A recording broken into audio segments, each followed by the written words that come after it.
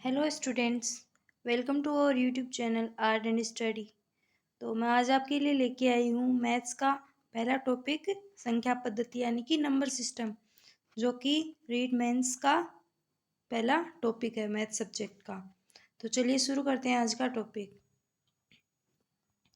तो मैंने इस टॉपिक को लिया है एनसीईआरटी से, क्योंकि ज़्यादातर क्वेश्चन एनसीईआरटी से ही पूछे जाते हैं, क्योंकि रीड का स्टैंडर्ड 10th स्टैंडर्ड है। तो चलिए शुरू करते हैं। तो सबसे पहले हम देखते हैं कि संख्या पद्धति का अध्ययन हम संख्या रेखा के माध्यम से करते हैं। तो संख्या रेखा के ऊपर, संख्या रेखा कहाँ से शुरू होती है स्टूडेंट्स? तो संख्या रेखा शुरू होती है 0 से शुरू होती है, और इसके दाहिने भाग पे तो पॉजिटिव नंबर्स होते हैं और इसके बाएं भाग पर नेगेटिव नंबर्स होते हैं। तो संख्या रेखा के जो दाएं ओर स्थित नंबर होते हैं वो बड़ी संख्या होती है, और जो संख्या रेखा के बाईं ओर स्थित होते हैं वो छोटी संख्या होती हैं। तो सबसे पहले हम देखते हैं कि संख्याओं के प्रकार। आज के वीडियो में हम दो प्रकार की संख्याएं पढ़ेंगे। तो पहली संख्या है प्राकृत संख्या, जिसको हम नेचुरल नंबर्स भी बोलते हैं। तो पहली संख्या जिसको हम नेचुरल नंबर बोलते हैं वो कितने भागों में बांटा गया है? तो नेचुरल नंबर्स को 3 भागों में बांटा गया। एक तो है सम संख्या, दूसरी है विषम संख्या, और तीसरी है अभाज्य प्राकृत संख्या। तीसरी क्या है? अभाज्य प्राकृत संख्या। तो सबसे पहले हम देखते हैं सम संख्याएं, जिनको बोलते हैं इवन नंबर्स। तो वे संख्याएं जो 2 से विभाज्य हों उन्हें क्या बोलते हैं? वे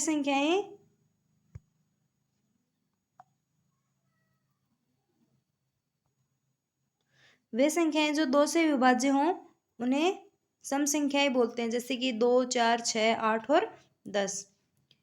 तो दूसरी है विषम प्राकृत संख्या, जिनको ओड नंबर्स भी बोलते हैं। तो ओड नंबर्स कौन से होंगे? जो 1, 3, 5, 7, 9 और 11, जो कि 2 से विभाजित नहीं होती हैं, वो कौन सी हैं? विषम प्राकृत संख्याएं होती हैं। तीसरी है कि अभाज्य प्राकृत संख्या किनको बोलते हैं? कि एक से बड़ी प्राकृत संख्या जो एक या स्वयं से विभाजित हो तथा अन्य किसी भी संख्या से विभाजित नहीं होती है, तो वो क्या कहलाती है? अभाज्य प्राकृत संख्या कहलाती है। कौन सी संख्या कहलाती है? अभाज्य प्राकृत संख्या कहलाती है। जैसे कि 2, 3, 5, 7, 11, 13 आदि संख्याएं। तो अब हम कुछ महत्वपूर्ण पॉइंट्स देखते हैं। तो देखते हैं कि सबसे छोटी अभाज्य संख्या कौन सी होती है। इन फैक्ट से डायरेक्ट क्वेश्चंस भी पूछे जाते हैं। तो सबसे छोटी अभाज्य संख्या कौन सी होती है? 2 होती है। और एकमात्र सम अभाज्य संख्या है, वो भी कौन सी है? 2 है। तथा एक अभाज्य संख्या नहीं होती है। नोट लगा के एक इम्पोर्टेंट पॉइंट है कि 2 सम संख्या अथवा विषम प्राकृत संख्याओं का योग सदैव सम संख्या होती है। तो एग्जाम्पल के थ्रू देखते हैं कि जैसे कि एक सम संख्या है 4 और दूसरी सम संख्या है 6। तो ये दो सम संख्या है, तो इनका योग कितना होता है? 10। तो इन दो सम संख्याओं का योग भी क्या होता है? एक सम संख्या होता है। और अगली बात हमने क्या देखी कि दो विषम प्राकृत संख्याओं का योग भी सम संख्या होता है। तो एक संख्या है 5 जो कि विषम संख्या है, दूसरी है 7, तो इन दोनों का योग 12 होता है। तो दो विषम प्राकृत संख्याओं का योग भी एक सम संख्या होती है। नेक्स्ट पॉइंट हम देखते हैं एक सम तथा एक विषम प्राकृत संख्या का योग सदैव विषम संख्या होता है। जैसे कि एक सम संख्या है 4 और दूसरी है विषम संख्या 3, तो इनका योग होता है 7, तो ये एक विषम संख्या प्राप्त होती है। तो एक सम तथा एक विषम संख्या का योग सदैव क्या होगा? एक विषम संख्या होता है। तो ये हमने देखा। हम देख रहे हैं प्राकृत संख्याओं में कुछ इंपॉर्टेंट पॉइंट्स। आगे हम देखते हैं दूसरा प्रकार, भाज्य या यौगिक संख्याएं, जिनको संयुक्त संख्याएं भी कहते हैं। तो भाज्य या यौगिक संख्याएं जिनको संयुक्त संख्याएं कहते हैं, इनकी परिभाषा क्या होती है? तो वे प्राकृत संख्याएं जो एक या स्वयं को छोड़कर किसी दूसरी संख्या से विभाज्य हों, यानी कि जो कि एक या खुद को छोड़कर किसी दूसरी संख्या से भी विभाजित होती हैं, वो क्या कहलाती हैं? भाज्य यौगिक संख्याएं या संयुक्त संख्याएं कहलाती हैं। तो जैसे कि 4, 6, 8, 9, 10, 12 आदि संख्याएं हैं, ये संयुक्त संख्याएं कहलाती है, जिसमें जैसे कि 4 में स्वयं के अलावा 2 का भी भाग जाता है और 4 का भी भाग जाता है और इसमें 1 का भी भाग जाता है। तो इम्पोर्टेंट पॉइंट ये है कि एक न तो भाज्य संख्या है न ही अभाज्य संख्या है, जबकि 0 का भाग अगर किसी भी संख्या में लगाया जाता है तो वह संख्या अपरिभाषित होती है, यानी कि उस संख्या को परिभाषित नहीं किया जा सकता। और सबसे छोटी संयुक्त संख्या कौन सी होगी? 4 होती है। तो सबसे छोटी संयुक्त संख्या कौन सी होती है? 4 होती है। और सबसे बड़ी संयुक्त संख्या कौन सी होती है?